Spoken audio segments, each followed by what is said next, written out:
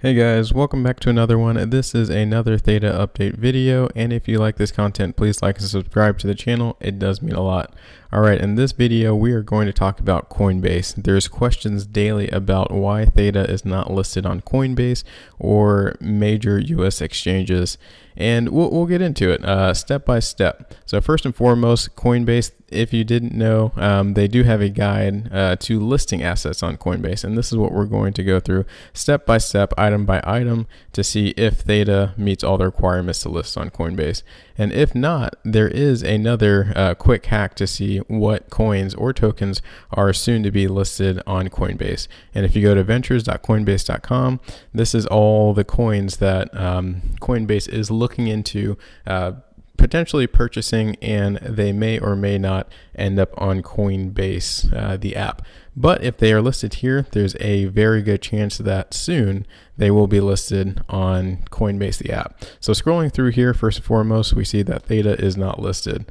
There are a bunch of them, like Audius, very similar to Theta, but with audio. But Theta is not here.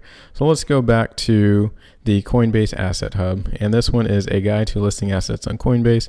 And they give you important factors to consider.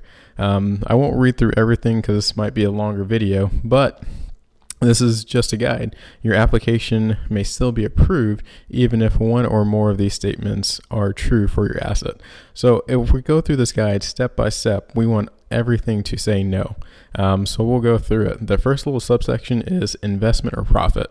So the developer or issuer team has made claims about these about the asset being an investment or a security, or that users or holders will see a rise in price or return on investment in the asset. So we'll check out a video here where the Theta team, the management team, essentially say, nope, we're not looking at this for making money. So let's check it out.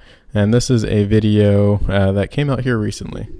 Are you guys afraid that market conditions or fluctuations could hurt Theta Labs and Theta TFO long term?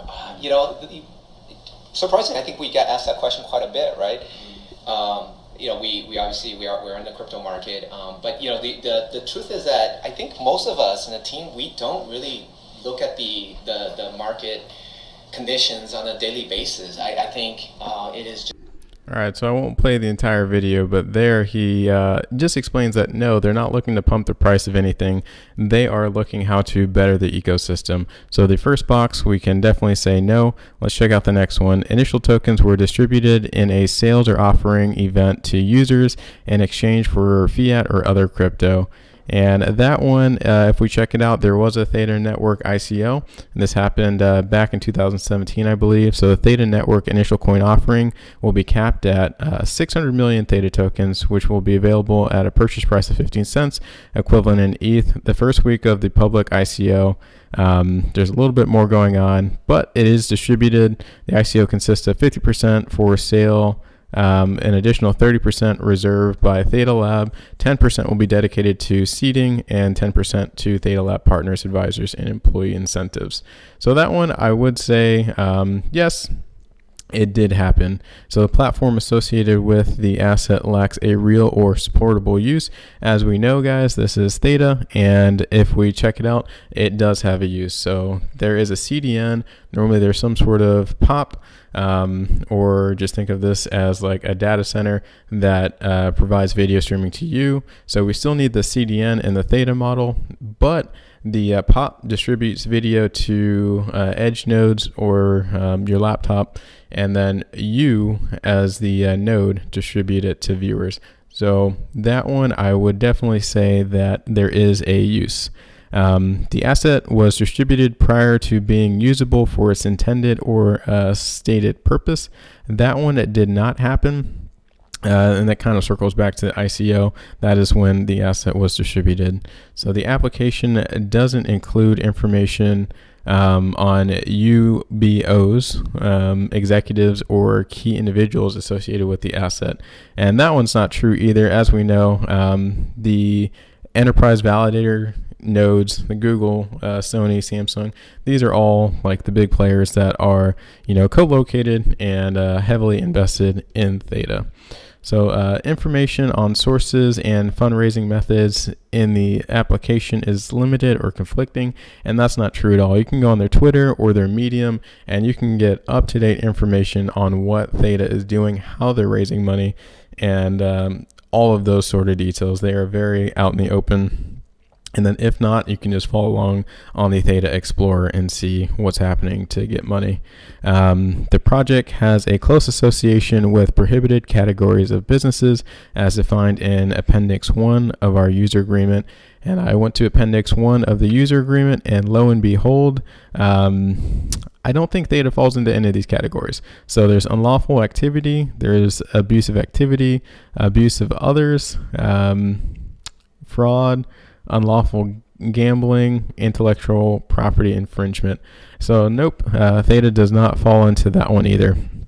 And then there's another category here, super user privileges. So many assets implement privilege roles that have the ability to unilaterally take administrative actions such as arbitrarily changing network functionality or seizing other users' funds. So if misused, many of these privileges threaten Coinbase's ability to safely custody customers' access.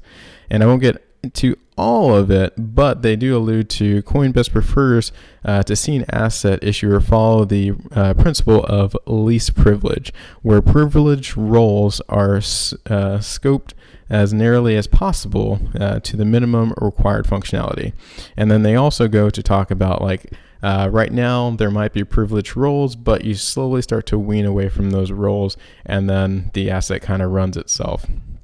And that one, to the best of my ability right now, Theta does not have that. The way it runs, and we'll talk about this a little bit more, it's the BFT consensus design, which combines a committee of 20 to 30 enterprise validator nodes with the second layer of thousands of community-run Guardian nodes. So you do have this close-knit 20 to 30 nodes, and then they're kind of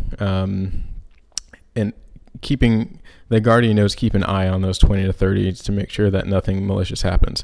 But what Coinbase would like to see is something more along the Cardano roadmap. So right now, Cardano, as we know, is in the Gaussian smart contract era, but in the Voltaire smart era, it's 100% governance. So we'll just read a little bit here. So the Voltaire era of Cardano will provide the final pieces of the network becoming self-sustaining. And when this happens, the Cardano network to truly become decentralized, all of the members, whoever's staking, they'll have a vote to what happens next. So that's kind of what Coinbase would like to see. And Theta, as of right now, they have not come out with anything similar to that kind of roadmap. So a degree of centralization. The network has centrally controlled nodes or validators that can collude to influence the state of the blockchain. And if we check it out, there's another way to look at the validator nodes. There's the joint mesh network, which consists of validators, guardians, and edge nodes. So the validators propose and finalize new blocks. The guardians seal the blockchain by collectively signing the checkpoint blocks, and the edge nodes are responsible for data delivery. In theory, if for some reason all of these enterprise validator nodes came together and decided to do something malicious, that could potentially cause problems. So that is somewhat of an issue. A central team is in control of enabling or maintaining the platform's functionality or code with few to no contributions from unaffiliated third-party developers. And if we check that one out, there's the blockchain team. As we know, it's listed there. So these are the individuals who are, manipulating, updating the code.